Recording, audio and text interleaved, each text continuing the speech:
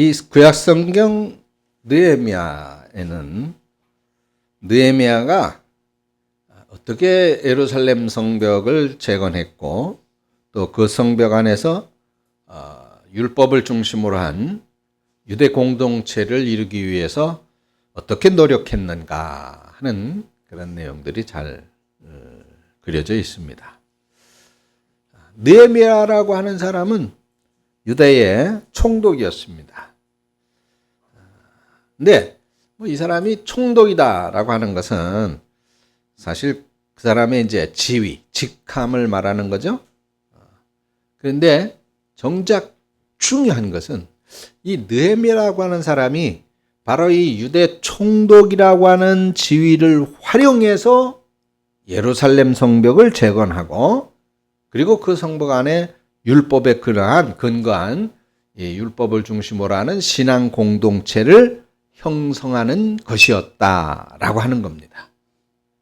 그 과정이 바로 기록되어져 있는 것이 이 느헤미야서라고 하는 것이죠.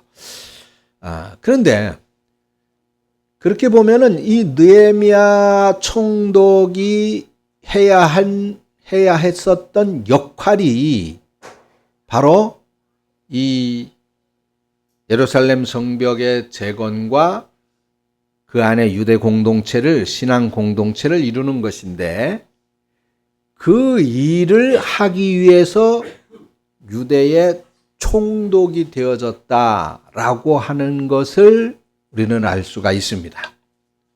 자, 이런 측면에서 볼 때 결과적으로 이 느헤미야의 사명이 무엇이었는지를 알 수가 있게 되죠. 느헤미야의 사명은 바로 예루살렘 재건이었다 하는 겁니다. 그래서 오늘 본문이 이 느헤미야서 1장 전체에서는 그런 느헤미야의 이런 사명이 바로 기도로부터 시작되어졌다 하는 걸 알 수가 있어요. 기도로부터.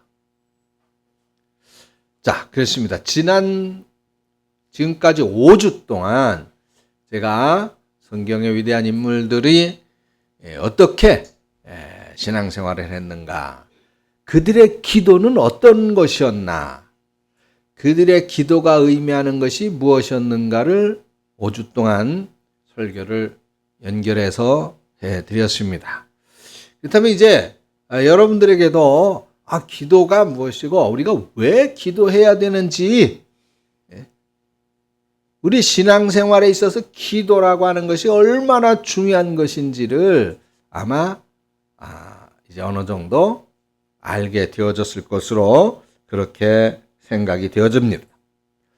늘 제가 빼놓지 않고 드렸던 말씀이 있죠. 여러분들은 무엇을 하는 사람들이다? 기도하는 사람들이다라고 하는 것입니다.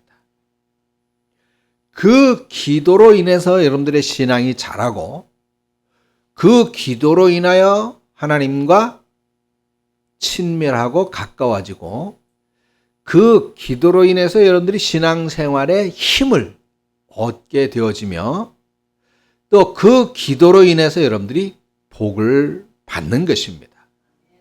그러니 기도가 없으면 신앙생활에 힘이 없겠죠. 기도가 없으면 하나님과 가까이 할 수가 없을 것입니다.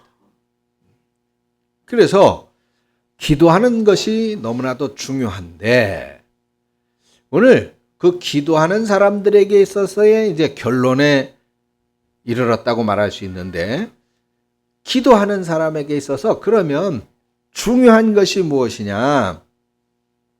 사명이라고 하는 겁니다. 사명. 그럼 사명이라고 하는 것은 내가 그리스도인으로서 무엇을 할 건가라고 하는 것을 아는 것이죠. 내가 그리스도인으로서 가정에서 내가 무엇을 해야 될 것인가? 내가 그리스도인으로서 직장에서, 사회에서, 이웃 공동체에서 내가 무엇을 해야 될 것인가? 더 나아가서는 이제 내가 그리스도인이니까 그리스도인으로서 내가 이 하나님의 나라인 교회에서 무엇을 해야 될 것인가? 라고 하는 것을 깨닫고 그것을 행하는 것, 그것이 바로 사명이라고 하는 겁니다. 우리가 그리스도인이 되어지는 것만이 중요한 게 아니에요. 우리가 하나님 앞에 예배하는 것만이 중요한 것이 아닙니다. 우리가 그래 기도하는 사람이야. 기도 열심히 해야지. 기도하는 것으로만 그쳐져서는 안 돼요. 기도하는 것만이 중요한 것이 아닙니다. 그리스도인에게 있어서 결과적으로는 가장 중요한 핵심이라고 하는 것은 바로 이 사명이에요. 내가 그리스도인으로서 어떻게 할 것인가, 무엇을 할 것인가라고 하는 겁니다. 우리는 사실 많은 기도를 해요. 여러분들 많이 기도하죠? 기도의 대부분은 지금 당장 나의 필요를 위한 기도입니다. 예수님은 분명히 우리에게 말씀하셨습니다. 목숨을 위하여 무엇을 먹을까? 무엇을 마실까? 몸을 위하여 무엇을 입을까? 염려하지 말아라. 분명히 말씀했어요. 그런데도 불구하고 우리는 당장 먹을 거 주셔야죠. 당장 입을 거 주셔야죠. 지금 당장 나를 힘들게 하는 이 문제를 하나님 해결해 주셔야죠. 라고 하는 것들이 우리가 하는 기도의 대부분이라고 하는 것입니다. 물론 우리들의 필요를 위해서 기도해야 됩니다.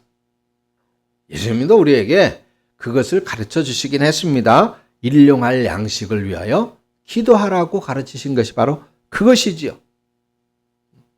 그렇지만은 예수님께서 가르쳐 주신 이 주기도문에 처음 3가지 제목이 있어요. 그 3가지는 무엇입니까? 주님의 이름이 거룩하게 되는 것. 두 번째로는 주님의 나라가 임하는 것. 세 번째로는 주님의 뜻이 이 땅에 이루어지는 것입니다. 여러분, 우리가 꼭 이것을 기억했으면 좋겠어요. 기도하는 사람은 자기의 사명을 위해서 기도해야 된다. 사명을 위해서 기도해야 된다.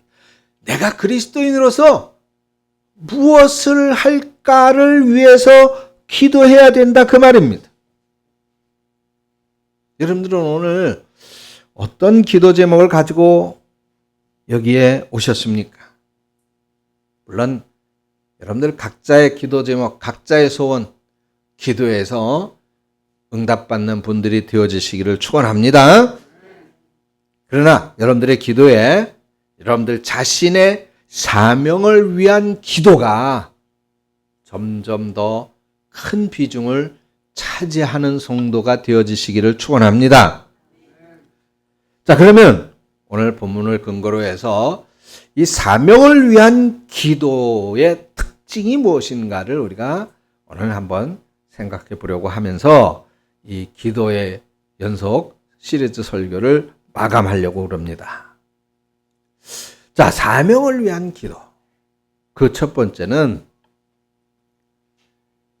다른 사람의 아픔을 돌보는 기도가 되어야 한다라고 하는 겁니다. 즉, 사명을 위한 기도의 첫 번째는 당장 내 배고픔이 아니라 너의 배고픔을 위해서 내가 기도해 줄게 라고 하는 것이 되어져야 된다. 당장 내가 입을 옷이 아니라 내가 너의 옷을 위해서 기도해 줄게. 너의 벗은 것을 위해서 기도해 줄게 라고 하는 것이 되어져야 된다는 거예요. 이것이 우리 그리스도인의 삶의 가장 중요한 사명입니다. 즉, 다른 일을 볼 줄 아는 사람이에요. 다른 일을 위할 줄 아는 사람입니다. 다른 일을 위해서 손을 내밀 줄 아는 사람이에요. 그리스도인의 사명이 바로 그것입니다. 자, 오늘 본문을 보세요.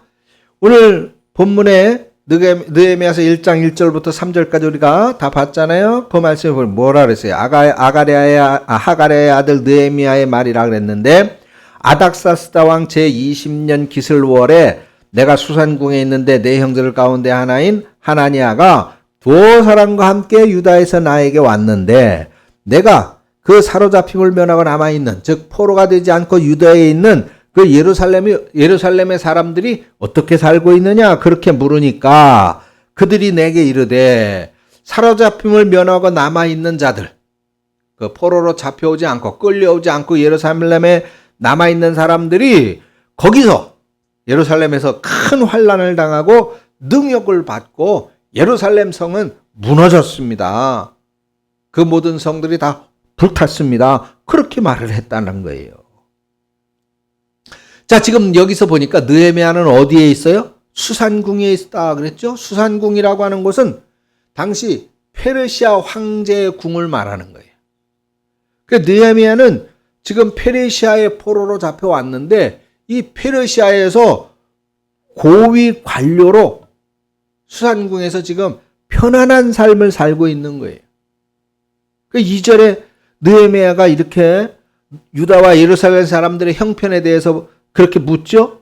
그 대답이 3절입니다. 사로잡힘을 면하고 남아있는 자들이 거기서 크게 환난을 당하고 능욕을 받고 예루살렘 성이 불탔고 허물어졌다. 자, 배경이 어떻게 지금 나오고 있습니까? 느헤미야는 지금 포로로 잡혀왔지만은 페르시아에서 고위층에 올라가지고 편안하게 살고 있어요. 궁전에 살고 있어요. 반면에 예루살렘에 남아있는 백성들은 큰 환난을 당하고 능욕을 받고 있다는 거예요. 그 소식을 들으니까 느헤미야는 가만히 있을 수가 없었습니다. 바로 자신의 사명을 위해서 하나님께 기도하게 되었던 것이죠. 자, 기도하는 사람은 이렇게 자신의 사명을 위해서 기도하는 사람입니다. 자, 그렇다면은 우리들의 사명이 어디서부터 시작될까? 그래요. 내가 다른 사람을 먼저 바라보는 것이다. 다른 사람을 위해서 먼저 손을 내미는 것이다. 다른 사람의 배고픔을 위해서 기도하는 것이다. 말씀드렸죠? 기도하는 사람, 바로 성도들의, 저와 여러분들의 사명은 무엇으로부터 시작되느냐? 다른 이들의 형편을 살피는 것으로부터 시작되는 것이다라고 하는 겁니다. 그러니까 그리스도인은 예수 믿는 사람은 절대로 나를 위한 삶이 아닌 거예요. 이기적인 삶이 아닙니다. 나만을 위한 삶이 아니에요. 나만 잘났고 나만 높은 자리에 올라가고 나만 대우받고 그렇게 하려고 하는 사람은 그건 그리스도인이라고 할 수가 없는 거예요. 그리스도를 제대로 알지 못하는 사람입니다. 그런 사람은 기도하지 않는 사람인 거예요. 내 삶은 평안하고 나는 수산궁에 머물고 있지만은 여전히 예루살렘에서 큰 고통을 받고 있는 사람들을 기억하면서 그들을 위해서 기도할 때에 바로 그 사명이 시작되어졌던 것처럼 우리도 그런 것입니다. 나만을 위한 기도가 아니라 늘 다른 사람이, 다른 이들을 바라보면서 그들의 어려움을 내 아픔으로 끌어안고 기도하는 사람, 그것이 그리스도인이고 그것이 그리스도인의 사명인 것입니다. 이 사명이라고 하는 것은 10대 청소년이나 20대 청년들에게만 해당되는 단어가 아니에요. 지금 느헤미야는 이미 중년을 넘긴 때입니다. 자신의 삶의 기반을 궁전에서 확고하게 잡고 있던 그런 분이에요. 그런 느헤미야가 큰 어려움과 고통을 당하고 있는 사람들의 형편에 대해서 듣고 사명을 위한 기도를 시작하게 되었던 것입니다. 물론 우리가 자신의 형편이, 나의 사정이 지금 느헤미야, 수산궁에 있는 느헤미야보다 훨씬 못할 수 있습니다. 때로는 우리 자신이 예루살렘에서 고통당하고 있는 그런 사람들의 처지와 같다고 볼 수도 있을 것입니다. 그래서 우리 자신의 문제를 놓고 하나님께 기도합니다. 그렇지만은 우리는 나 자신을 위한 기도에서 한 걸음 더 나아가야 됩니다. 주변을 돌아보고 이웃을 돌아봐야 되는 거예요. 지금 내 기도가 필요한 사람이 누구인가를 찾아보고 그들의 형편에 관심을 갖고 그들을 위해서 기도하는 바로 그 자리가 우리의 사명을 위한 기도가 시작되는 자리라고 하는 것을 기억할 수 있게 되기를 축원합니다. 자, 기도하는 사람의 사명 첫 번째로는 이렇게 다른 사람을 볼 줄 아는 것이다. 이타적인 삶을 위한 것이다. 다른 사람의 형편을 살피는 것이다 말씀을 드렸습니다. 그럼 두 번째는 뭘까요? 그러면 기도만 하면 그것이 끝입니까? 기도만 하면 끝이에요? 이제는 어떻게 해야 돼요? 그래요. 행동해야 됩니다. 실천해야 돼요.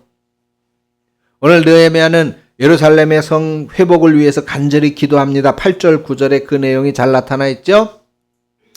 옛적에 주께서 주의 종 모세에게 명령하여 이르시되 만일 너희가 범죄하면 내가 너희를 여러 나라 가운데 흩을 것이요 만일 내게로 돌아와 내 계명을 지켜 행하면 너희 쫓긴 자가 하늘 끝에 있을지라도 내가 거기서부터 그들을 모아 내 이름을 두려고 택한 곳에 돌아오게 하리라 하신 말씀을 기억하고 있으니까 이제 어떻게 했어요? 청하건대 이 말씀을 기억하옵소서라고 말합니다. 청하건대 어떻게 해달라고요? 기억하옵소서. 이제 기억하시고 하나님의 약속을 기억하시고 예루살렘을 어떻게 해달라는 거예요? 회복시켜달라는 거죠. 기도하는 그렇게 기도하고 있는 것입니다. 그런데 그 본문에 등장하는 이 느헤미야의 기도는 그렇게 하나님 예루살렘을 회복시켜 주세요. 예루살렘에 고통받는 백성들을 이제는 용서해 주시고 거기에 다시 믿음의 공동체를 이루게 해주세요. 그렇게 기도한 것으로 그치지 않았습니다. 느헤미야가 자 아주 중요한 한 가지를 더 덧붙여서 기도하고 있는 내용이 있는데 11절이에요.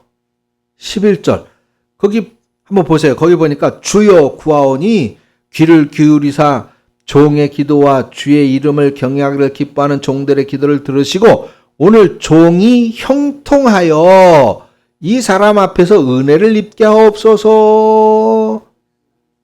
그죠? 그랬더니 그때 뭐가 됐어요? 왕의 술관원이 되었느니라.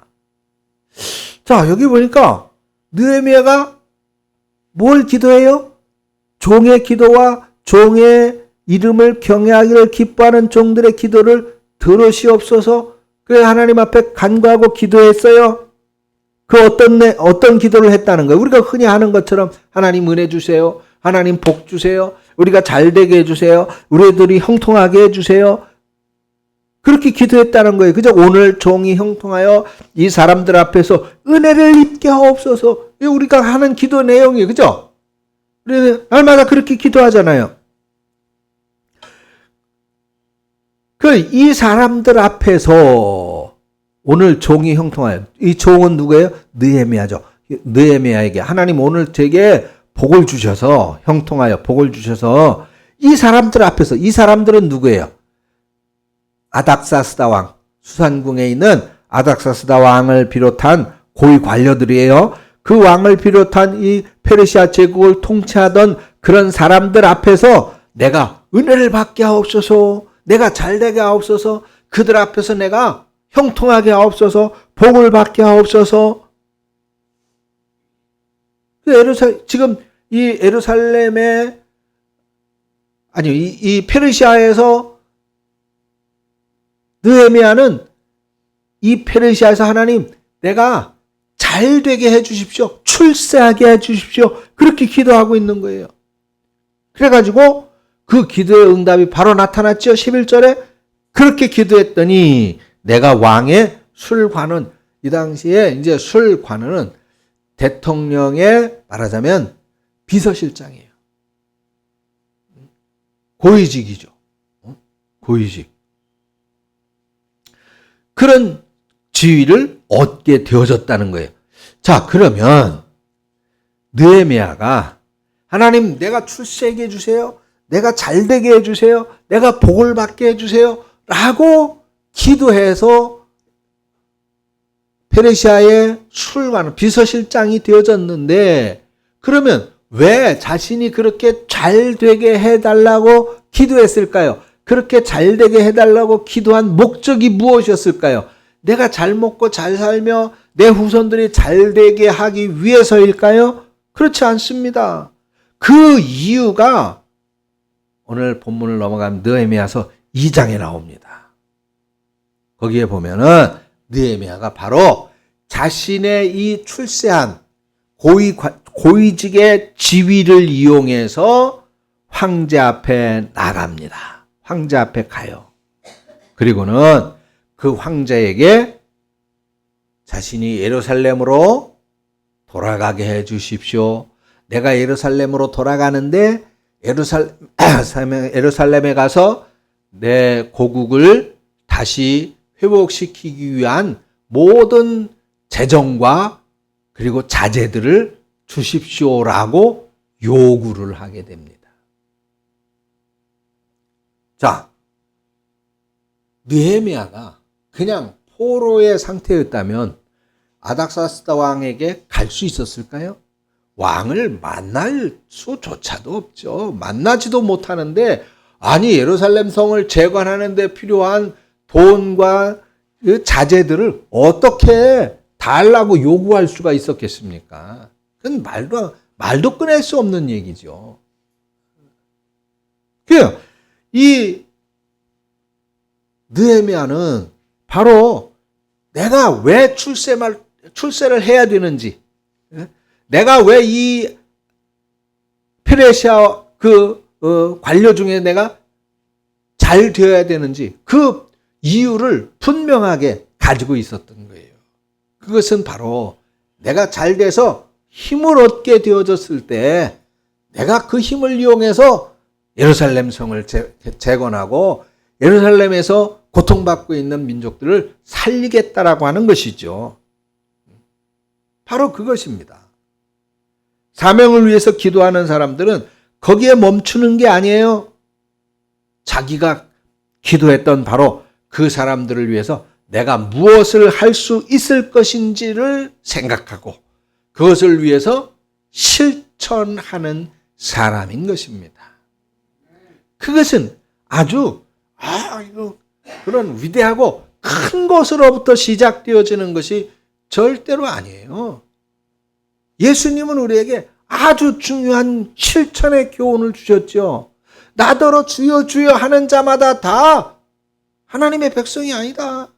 다 하나님 나라에 갈 것이 아니다. 나더러 주여 주여 한다고 해서 다 복 받을 것이 아니다. 누가 복을 받는다 그랬습니까? 어린아이에게 냉수 한 그릇이라도 주는 사람이라고 말했습니다. 실천하는 사람이지요. 또 말씀하셨어요. 구덩이에 빠진 양을 그냥 두겠느냐? 건져내야 된다고 말씀을 하셨죠. 비록 안식일에 관한 규례에 대해서 설명을 하시는 내용이었지만 역시 실천입니다. 또 배고픈 자에게 배부르게 하라. 그러면 그게 되느냐? 배고픈 자에게는 어떻게 하라고 했습니까? 먹을 것을 주어야 되는 것이더라고 가르쳤죠. 헐벗어서 춥다 하는 자에게 옷을 입어 더웁게 하라고 말만 하면 되겠느냐? 그들에게 어떻게 해야 된다는 겁니까? 겉옷을 벗어서 주라는 겁니다. 그것이 예수님의 가르침이지요. 그게 바로 그리스도인들의 실천입니다. 결과적으로는 우리들의 사명인 거예요. 저 사람이 나를 위해서 무엇을 할까가 아니라 우리가 먼저 그 사람을 살피고 그 사람을 위해서 내가 무엇을 할까를 생각하는 것이 그리스도인의 사명이라는 것이지요. 그것이 바로 가정에서, 직장에서, 사회 공동체 속에서, 교회 안에서 실천되어져야 된다는 것입니다. 그래서 우리가 해외 선교도 가는 거예요. 결국 그것이 사명의 실천이지요. 그래서 우리가 매월 마지막 주에 성교 헌금도 하는 거예요. 그것이 사명의 실천이지요. 지난주에 우리 일본 선교사님 모셨을 때 바로 그런 분들에게 우리가 선교비 드리는 그게 사명의 실천입니다. 우리가 매번 그 선교사님 오시면 여러분들 선교 헌금 드리는 거에서 그걸 모았다가 선교사님들 설교 이렇게 하시면 꼭 사례비 드리는데 그게 실천인 거예요. 여러분들이 선교 헌금, 이거는 그냥 선교, 여러분 그냥 아무 생각 없이 의식 없이 헌금하는 거는 할 필요가 없어요. 그건 하나님이 그런 헌금은 받으시지도 않아요. 아이고 헌금이 좀 아까운데 조금 줄일까? 그런 헌금은 아예 하지 않아. 그건 할 필요가 없어요. 그런 헌금은. 그럼 헌금은 어떤 자세로 하세요? 이것도 실천이잖아요. 사명이에요. 단돈 100원을 하더라도, 단돈 1000원을 하더라도 하나님, 이 물질이 하나님 창고에 들여지고, 그래서 우리가 교회를 통해서 하고자 하는 하나님의 일들을 실천하는데 도움이 되게 하시고 쓰임이 되게 하시고, 더 나아가서 또한 하나님 이것으로 인하여 나에게도 은혜 주시고 오늘 느헤미야의 기도처럼 형통의 복을 주옵소서, 그런 마음으로 드려야죠. 그게 100원이든 1000원이든 어떻습니까? 그런데 100만 원이면 100만 원, 1000만 원 헌금을 하면서 아무 생각 없이 드리거나 아까운 마음으로 드린다면 그건 차라리 드리지 말라고 성경은 분명히 말씀하고 있잖아요. 여러분, 그렇습니다. 이게 바로 사명인 거예요. 사명. 이 사명을 위해서 기도하는 사람이 누구입니까? 여러분들이에요. 우리들이에요. 기도하는 사람들이라는 이 시리즈 설교를 지금까지 이제 오늘 6주차 그렇게 말씀을 드렸는데, 여러분 우리에게 정말 우리 가슴에 한 가지 기둥처럼 세워지는 결심이 있었으면 좋겠습니다. 첫 번째로는 나는 기도하는 사람이다. 여러분들 잊지 마세요. 나는 기도하는 사람이다. 그래서 항상 모든 상황 속에서 기도해야 된다. 제가 말씀드렸죠? 그런데 그 모든 상황 속에서 우리가 포기하지 말고, 실망하지 말고, 조급해하지 말고 기도해야 된다. 그 기도는 반드시 응답되어진다. 혹시 더될지라도 하나님의 계획 속에 분명히 응답이 있다라고 하는 것이 지금까지 설교의 주제였었습니다. 그리고 그 모든 상황 속에서 우리가 기도하는데 거기에 사명의 기도가 빠지지 말아야 된다는 것이 오늘 결론입니다. 모든 순간에도, 어떠한 순간에도 사명을 위해서 기도해야 됩니다. 여러분, 이 시간 우리가 이러한 결단을 한번 해봐야 될 것 같습니다. 해보면 좋을 것 같습니다. 하나님, 기도하는 사람이 되기를 원합니다. 언제라도 나의 사명을 위해서 기도하는 사람이 되어지기를 원합니다. 다른 사람을 돌아보게 하시고 그들을 위해서 기도하게 하시고 내가 위해서 기도하는 바로 그 사람을 위해서 항상 손을 펼쳐낼 수 있는 그런 사람이 되어지게 하여 주옵소서. 여러분들 가슴에 이것을 늘 새기고 늘 기도해서 정말로 여러분들이 그리스도인다워지고 우리 교회가 교회다워지고, 그래서 하나님께서 기뻐하시고 원하시는 하나님의 일을 이루어 나가는 그런 교회로 우리 성도님들로 쓰임받게 되기를 주님의 이름으로 축원합니다. 하나님 아버지 은혜를 감사합니다. 저희들에게 귀한 은혜 주심을 감사합니다. 말씀 주심을 감사합니다. 이 말씀이 신비에 새겨져서 오늘도 들은 말씀을 그대로 우리가 실천하여 행하게 하시고, 그러므로 하나님께 영광 돌리며 하나님을 기쁘시게 하고 하나님께서 사용하시는 바 되어지고 하나님께서 그리하여 형통케 하는 복을 주시는 우리 성도들이 되어지게 하여 주옵소서. 예수님의 이름으로 기도합니다. 아멘.